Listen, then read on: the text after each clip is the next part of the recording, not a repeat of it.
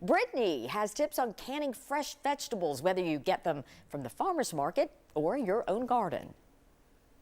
Well, garden season is here, where we get all those fresh fruits and veggies, either from our own garden or from our local farmers. And so here to talk about how we can make them last is Heather Kyle Harmon with UT Extension. Thank you so much for being here. And we're going to talk about canning, because we want those vegetables to last. Yes, absolutely. So we're going to talk about just some of the major things we need to make sure we're doing. So the first one is make sure you use a tested recipe. So when we cook, we can throw stuff in and we can experiment, but we got to use those tested recipes. So UT has a new canning book, which is exciting. You can actually download it and print it off our website. So knox.tennessee.edu.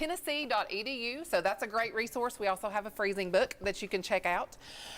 You wanted to get quality foods. So that's a big thing at the farmer's market. Talk to the farmers. Ask them, when was this harvested? We want to try to catch that 24-hour window. So 24 hours from when it was picked to when we start canning it. So try to keep it in that window. Acidity of the food is going to be our crucial key. So that's going to be on your recipe. It will tell you whether to can it in a water bath canner, which is just a big stock pot. So you want to make sure you have a rack down in there, but just a big stock pot. This is going to be for our jams and jellies, salsas, things like that. Then we have our pressure canner, which is going to be for our low acid foods. That's our carrots, green beans, all those wonderful vegetables that we want to have in January. So we're going to do those in our pressure canner. You can get jars at flea markets, any of those kinds of things. This is multiple use. Use them as many times as you want to. Our rings are multiple use, as long as they're not rusted or dented. These are one-time use. So once that heated sealing compound is activated, you can't reuse it.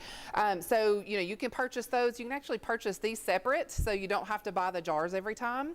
And then just make sure in your recipe, it will tell you how long to process. So just make sure you're following those processing guidelines. And then there's always directions for higher altitudes. If you're in Knox County, you don't have to worry about it. But if you're in some of the surrounding counties, you may have to alter your recipe for the higher altitudes. So just check that out too.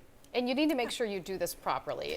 Absolutely. Safety, right? Yes, yes. So I want people to feel comfortable and to experiment. The water bath canner is a great thing to try, because the acidity levels, it's a little safer. It's easy to experiment a little bit more in the water bath canner. And then as you get comfortable, move on to the pressure canner with our green beans and carrots and things like that.